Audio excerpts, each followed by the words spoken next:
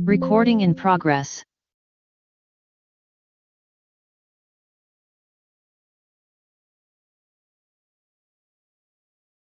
All right, we're back in open session, and other board members that went into closed session are here as we go back into open session at 7:42 p.m. A, consideration to approve the employment of new professional staff. We didn't have any, right? No action, sir. So no action there. B, consideration to approve the employment of new at-will staff. Ma'am? The recommendation is that the Board of Trustees approve the employment of new at-will staff as discussed and closed. Is there a motion to that effect? Motion. Motion made by Secretary Ray to go with the recommendations, seconded by member Nora Guerrero. Comments, questions? Go ahead and take a vote. All those in favor, raise your hand. 1, 2, 3. 1, 2, 3, 4, 5, 6 in favor. I got you, sir. Any against? Any abstentions? One abstention?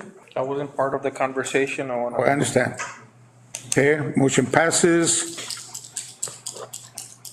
6-0-1. C, consideration to approve a one-time stipend for the position of speech language pathologist for the 2023-2024 school year. Ma'am? Recommendation is that the Board of Trustees approve a one-time stipend for the position of speech language pathologist for the 23-24 school year as discussed and closed. There a motion to that effect? Motion. Motion made by Secretary Ray to go with the recommendation. There a second? I'll second it. Second made by member Peggy Young. Comments, questions?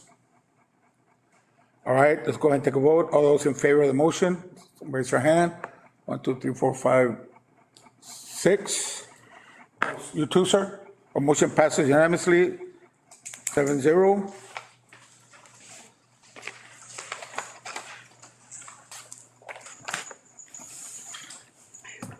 D, consideration to approve a one-time wellness stipend for eligible substitutes. No action, right? Correct. No action.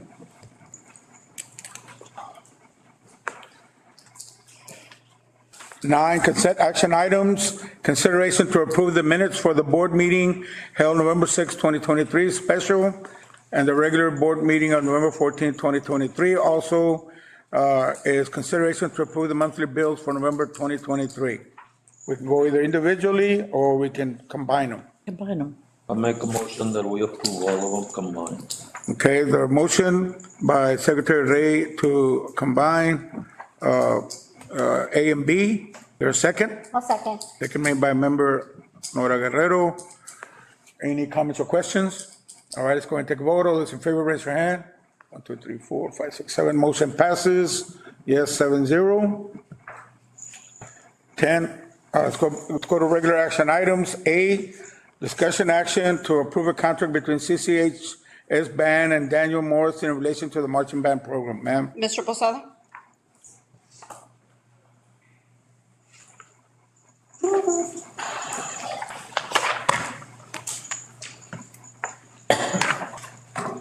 Ma'am, one at a time, right? We're going to Yes, discuss one at a time. Yes, sir. For Mr. Daniel Morrison, it's for the show consultation and design, putting the show together and getting the flag prints, ideas for flag prints, prop ideas, ready for the show, design, and make sure everything's in check in terms of visual and music. And total fee, Mr. Posada, was $7,500? Yes.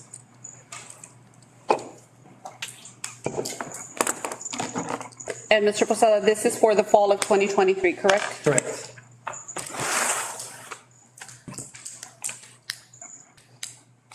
All right, is there what's your recommendation? The recommendation is that the Board of Trustees approve the contract between CCHS Band and Daniel Morrison in relation to the marching band program. Is there a motion to that effect? Motion it. I'll Motion second. made by member Gabriel Espinosa. There a second by member Nora Guerrero. Comments, questions? Question, Is this a yearly thing? These contract services? They're yearly, as now that UIL state contest is every year, designers are yearly contracts. So in every district, they have designers or whatever. That's become something of a norm in districts. These show consultants are going to districts and bands are gathering these guys. Show designers, like the next one, percussion designers, color guard designers, drill designers. It's the people who put the show together for the bands to Like a perform. choreographer.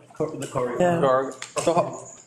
So these people, do they go to other districts as well and do choreographic designing? Yeah. Yes. For other districts? How do we know that we're not, they're using the same program for, like, for example, here and then one in Carrizo, and it's the same, and then you go to. So what we have this thing called regional protection.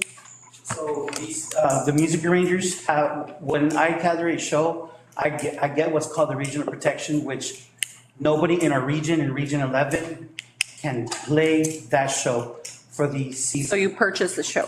Yes, it's a show purchase, and with Mr. Morrison, he cannot go to another And district. sell? Oh, they're very. Same show. Uh-huh. Yeah.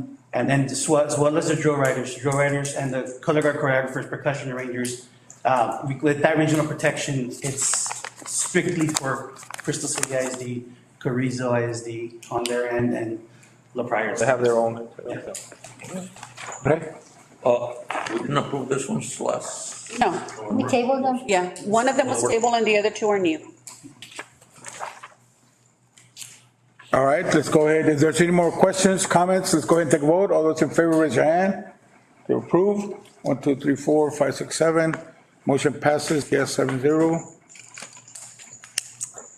B, discussion action to approve a contract between CCHS Band and Josh Bricky in relation to the percussion marching band program. Ma'am? The recommendation is that the Board of Trustees approve the contract between Crystal City High School Band and Josh Bricky. I move. That's, okay. Motion made by member, Bless you. I second it. seconded by member Gabriel Espinosa. Comments, questions?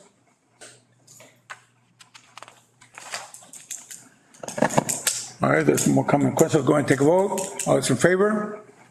1, 2, 3, 4, 5, 6, 7. Motion passes, yes, 7-0. A discussion action to approve a contract between CCHS Band and Randy Miles in relation to the color guard program. Ma'am? The recommendation is that the Board of Trustees approve the contract between Crystal City High School Band and Randy Miles in relation to the color guard program. I move.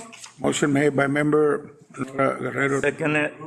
seconded by member Gabriel Espinosa. On question, comments, I have a question, and I guess a combination comment.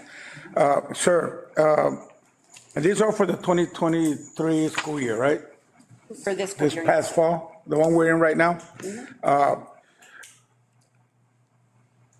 Is it the norm to do the contract, sign the contract after they've done their, whatever they're gonna do for us? Or can it be brought before us like in June, July? It can be done way before. Currently, right now, I'm scouting for next year's show, so I plan to do that, bring it early to get everything ready for next year and not do what was done here. So it can be brought on early. Should be brought. Should be brought in earlier. Like with your budget, maybe? Correct. On your budget. Yes. And all together, Mr. Posada? All of your Oh. consultants together? Yes, I can, they send a quote and I'll just compile them and then here's the package deal. And then once y'all approve them, then I let the designers know, you guys have been approved. Let's go ahead and begin. Thank you. Any other comments or questions? Go ahead, take a vote. All those in favor, raise your hand.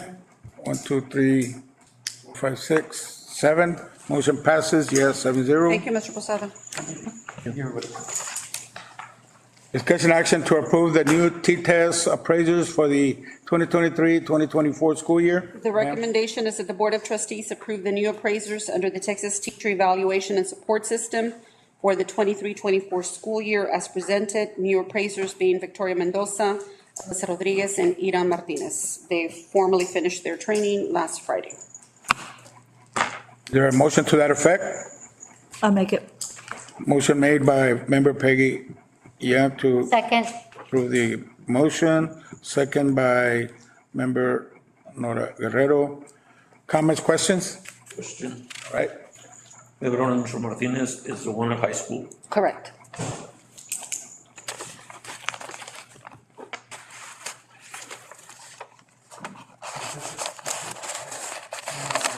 Any other? All right, go ahead and take a vote. All those in favor, raise your hand. 3, 4, 5, 6, 7. Motion passes. Yes, 7-0. Discussion action E, discussion action to award RFP 24-52 wallpaper for the Benito Juarez Elementary School. Ma'am, The recommendation is that the Board of Trustees award the request for proposal 2452 for wallpaper at Benito Juarez Elementary School to, and this says awarded to Pro Roofing. I am eliminating Pro Roofing from the selection, and I am limiting the contractors to contractor B, C, and D. So at this point, in terms of contractor B, this contractor has offered the district a 5-year warranty and has previous work experience with the district. Contractor C is offering the district only a 1-year warranty on the project and has no experience with the district. And contractor D is overly priced the district. So we're looking at contractor B and contractor C based on the warranty and experience with the district. My recommendation is that contractor B, Aztecs Building and Design Construction, be awarded the project. that's a recommendation, right? That is my recommendation. Yeah.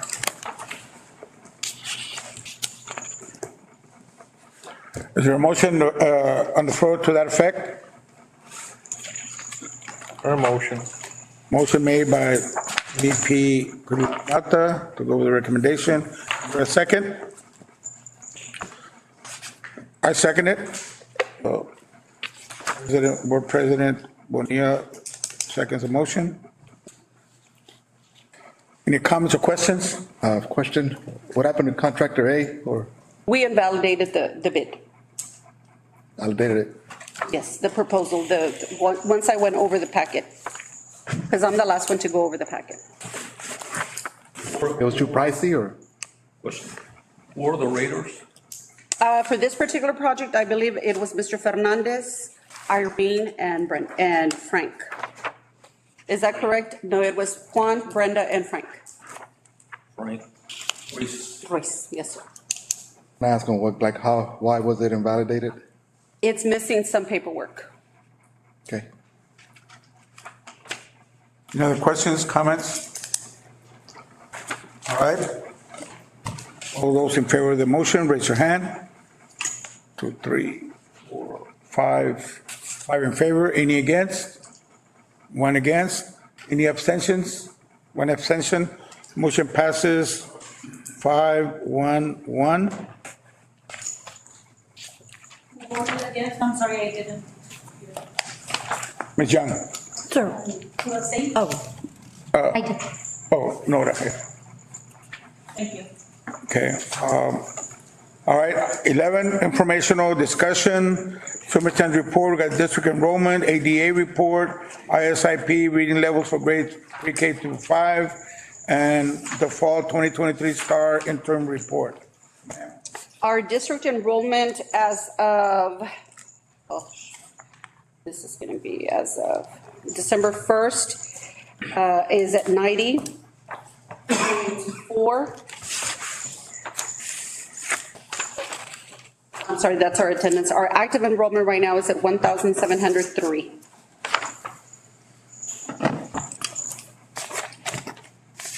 And our ISIP reading levels, everybody, you all should have a packet, which I will. Ms. Briones, why is our enrollment not coming up?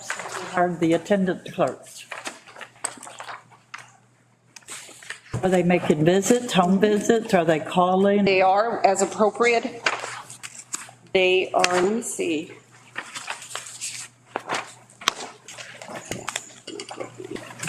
They're making home visits. The chronically absent students continue to be chronically absent.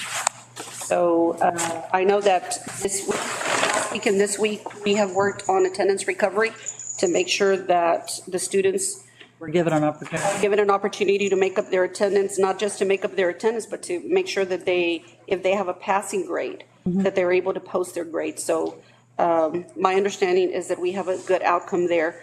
But in terms of the chronically absent students, we still have a lot of kids that are absent. And then we have a lot of illness.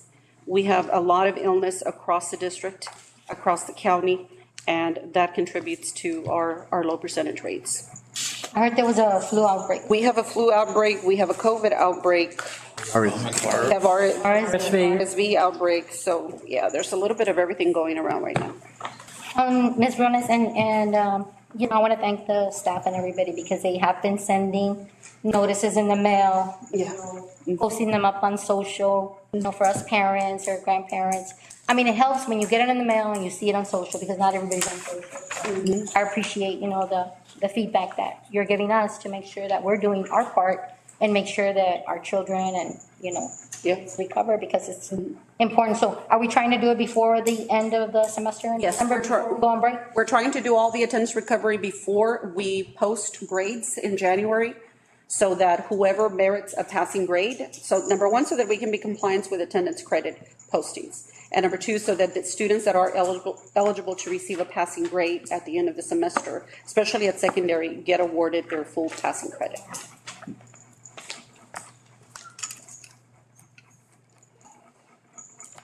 Ready for ISEP reading levels? You all have a packet. Mr. Espinosa, I think this is what you wanted? What I wanted. This is what you wanted, okay. So everybody should have your ISEP pre-K-5 December reading averages. Yes, ma'am. It starts on the other page, Peggy, on this page. And Juan's gonna post it up. Yes, it starts on that page. So pre-kinder, this is, we progress monitor our students every month. These are reflective of our December scores. We collected all of the data December the 8th, so as of last Friday. So in pre-kinder, we tested 79 students. Their average lexile is beginning reading, that's what the BR stands for, beginning reading 335 lexile. We have 25 students that are reading above grade level, 54 students that are at grade level, and no students that are below grade level. That's awesome. Their lexile. Very good, Mr. Mayor. In kinder, we tested 98 students. Their average lexile is beginning reading 110 lexiles. They have 33 students above grade level, 40 students at grade level, and no students below grade level. That's good, Ms. Briones. That's really good. Thank you, ma'am. In grade 1, we tested 76 students. Now, these are the students that are moving away from beginning reading and into regular lexiles. Their average lexile is 105. They have 30 students above grade level, 1 student at grade level, and 41 students below grade level. In grade 2, we tested 98 students. We have 300, our average lexile is 300. We have 20 students performing above grade level, 0 at grade level, and 78 below grade level. In grade 3, we tested 120 students. Their average lexile score is 460. We have 21 students above grade level, 0 students at grade level, and 99 students below grade level. In grade 4, we tested 126 students. Their average lexile is 510 lexiles. 11 students are above grade level, 0 are at grade level, and 115 are below grade level. In grade 5, we tested 123 students. Their average lexile is 655. We have 16 students above grade level, 0 students at grade level, and below grade level, we have 107 students. So I want to make sure that we understand that we report in Lexiles. We do not report in grade levels. That's why the numbers look so offset. And we do so because the state measures student performance based on Lexiles. However, Mr. Espinosa's request was for us to convert into grade equivalents, which there is no such conversion. There is no equivalent conversion from Lexile to grade equivalent, but this is the closest that I could get. So I was telling Mr. Mata, I don't really understand. So can you tell us if second, third, fourth, and fifth, if that is a good Lexile reporting or not? For third grade in December, and I will, so Juan, can you take me to the last page? So you all, if you all can take a look at your last page of your packet. So in order for third grade, and this is based on the 22 raw conversion table because the 23rd has been removed from TA's website. If you take a look at this is the state's raw conversion table. In order for a third grader to pass the state assessment, they have to be rating minimally at a 505 Lexile. Okay? And I only gave you third grade because that's the expectation across the grade levels. So if we can get the majority of the students to be reading at 505 Lexile or near that level by March or April, certainly by May, the likelihood that they will meet approaches on STAR is very high. So considering that third grade on average in December is already at 460, if Ms. Lopez manages to keep growing, and I'm going to get to the growth chart in a minute, if she manages to get her kids growing at a constant rate of progress, her collective third grade will reach that 505, therefore increasing the likelihood that the majority of the third grade is going to pass, at least at approaches. So that is why the state works with Lexiles. The state reports in Lexiles. We will continue reporting to you in Lexiles. This is the closest conversion that I could use to convert Lexiles into above grade level, at grade level, and below grade level. And I know the principals are having a shock back there because they're not used to this. But for the purpose of this request, I went ahead and I did the conversion by grade level. If you take a look at, let's say, take a look at first grade. You can go to your spreadsheets and find first grade, your spreadsheets. Yes. Aqualdina? First grade, Briones, I'm sorry. I think it's this one. grade 1, all students. First page. Grade 1, all students. So what I did was I used that chart that is in the presentation, and I used it to guide me to convert Lexiles into grade equivalents. And so while the number seems outrageous in terms of the number of students that are below grade level in terms of grade equivalents, they're not that far from the average. So if you take a look at the target in December is grade 1, 4th month of school, because December is the 4th month of school. So that's where you would want the students to be. So if you take a look at how many students were at first grade, so if you start at the top, so we have 5 students that are at grade level, but are 4 months behind, because they're only at grade 1. Then you have about 6 students that are at a 1.1, and then you have a good number of students that are at a 1.2, and another great number of students that are at a 1.3. So the kids are at grade level, they are at first grade, they're just not ranked at the month that they're supposed to be. So December is the 4th month of school because we start in August, September, October, November, December. So in grade equivalents, they should be at a 1.4.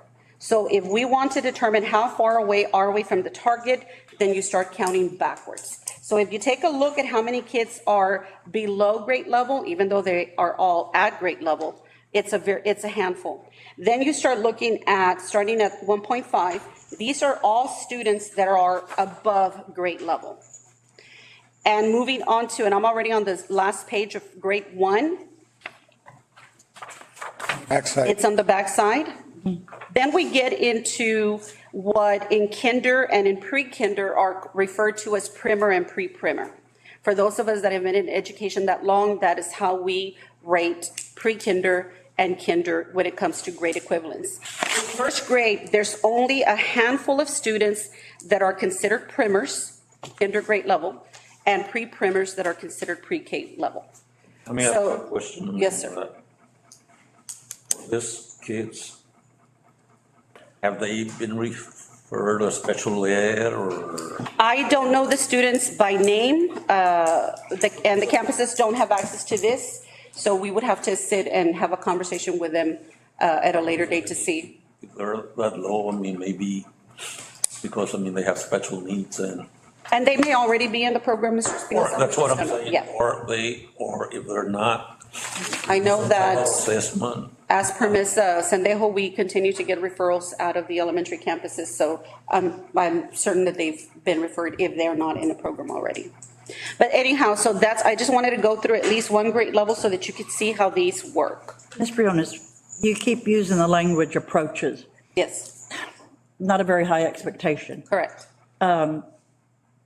How can we reasonably keep ourselves out of IR if that's our highest expectation? Minimally, they have to be at, in terms of Lexile, minimally, they have to be at 505.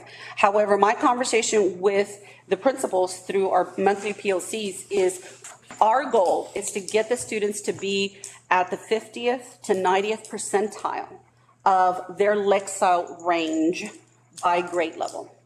And so that's, and we are looking at Lexile scores every month, and the principals know what those ranges are.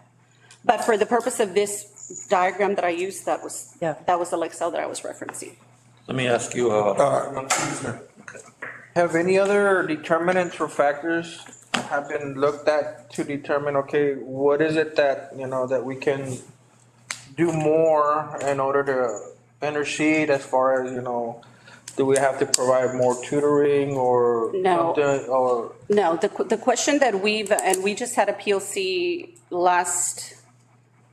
not last Friday, the Friday prior. So what we've looked at in terms, because we have a lot of data to look at. And I'm synthesizing the December data already. What we are looking at is, Juan, can you take me to the highlighted chart? The yellow highlights. So we're tracking our COVID group. So if you take a look at this group, and you have it in your packet, it's a lot more clear in your packet. The third, fourth, and fifth grade group, these are the groups of students that are lacking foundational skills because they were impacted, they were not in school while schools were shut down. So they went into their grade level under the assumption that they have foundational skills mastered, and they don't, and the data shows that. So the conversations that I've had with Mrs. Bermea and with Mrs. Lopez, and to some degree with Ms. Uravazo, is for pre-kinder, kinder, and first grade, and second grade already to this grade level, to this at this time of the year, they have to be working on early literacy skills in intervention. We cannot continue to only give them tier 1 instruction. So when we are looking at tier 2 and tier 3 instruction, the students have to be mastering the beginning reading skills. They have to be mastering alphabetic decoding. They have to be mastering phonemic awareness. They have to be mastering letter recognition, letter sound recognition, letter knowledge. Those skills are individual tasks that the students have to be able to master before they make the transition into comprehension. If they don't master those early literacy skills, comprehension is going to continue to suffer. So for the COVID group, we continue to address their needs. And it's taken us a little bit to get the campuses to understand there's grade level